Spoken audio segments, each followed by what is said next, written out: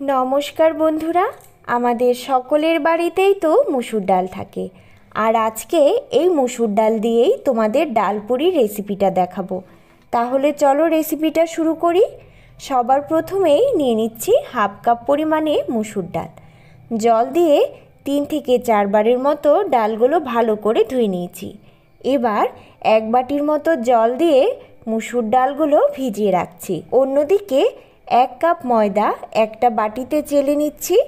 দিয়ে দিচ্ছি হাফ চা চামচ নুন, হাফ চা চামচ চিনি আর 1 চা চামচ সাদা তেল। ভালো করে মেখে নিচ্ছি। অল্প অল্প করে জল দিয়ে একটা ডো তৈরি করে নিচ্ছি।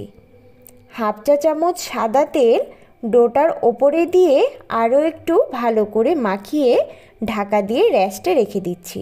এবার ভিজিয়ে রাখা মসুর ডালগুলো একটা মিক্সিতে দিয়ে দিচ্ছি। 2টা কাঁচা লঙ্কাও মসুর ডালগুলোর সঙ্গে দিয়ে পেস্ট করে নিচ্ছি। মনে রাখতে হবে ডালগুলো কিন্তু একেবারে মিহি পেস্ট তৈরি করা যাবে না। দেখো এই রকম পেস্টটা করতে হবে। এবার ডালগুলো একটা বাটিতে ঢেলে নিচ্ছি। কড়াইটা গ্যাসে বসিয়ে 2 টেবিল চামচ তেল দিয়ে তেলটা গরম হলে 2 টেবিল চামচ থেতো করা রসুন তেলের মধ্যে দিয়ে হালকা ভাজা করে নিচ্ছি। এবার পেস্ট করে রাখা ডাল তেলের মধ্যে দিয়ে দিচ্ছি।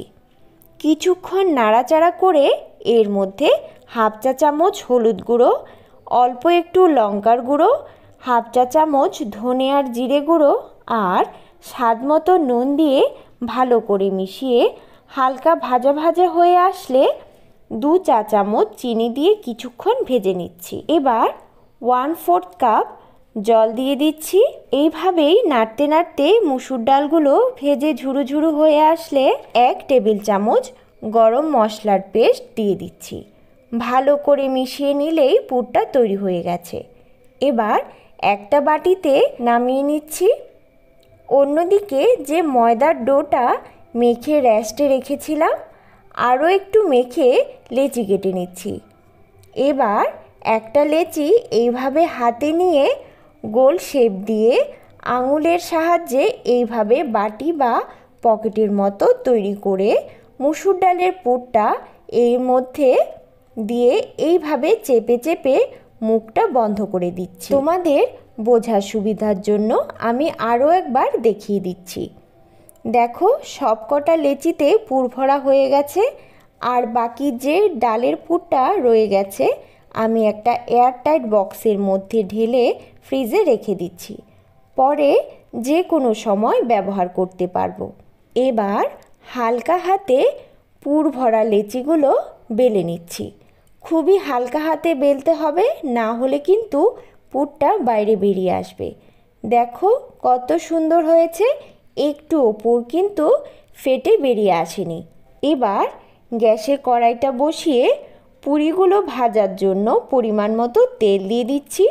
তেলটা গরম হলে একটা একটা করে পুরি তেলের মধ্যে দিয়ে ওলট পালট করে ভেজে নিলেই দেখবে পুরিগুলো খুব সুন্দর ফুলে উঠবে। এইভাবে সবকটা পুরি আমি ভেজে নিয়েছি। দেখো একটা পুরি তোমাদের আমি ছিঁড়ে দেখাচ্ছি। দেখো ভেতরটা কিন্তু কি সুন্দরভাবে পুরে ভরপুর। এইভাবে একবার বানিয়ে দেখো, বারবার খেতে ইচ্ছে হবে। খুবই সহজ একটা রেসিপি। আমার আজকের এই রেসিপিটা যদি তোমাদের ভালো লেগে থাকে তাহলে অবশ্যই একটা লাইক, শেয়ার, কমেন্ট করে চ্যানেলটাকে সাবস্ক্রাইব করে দিও।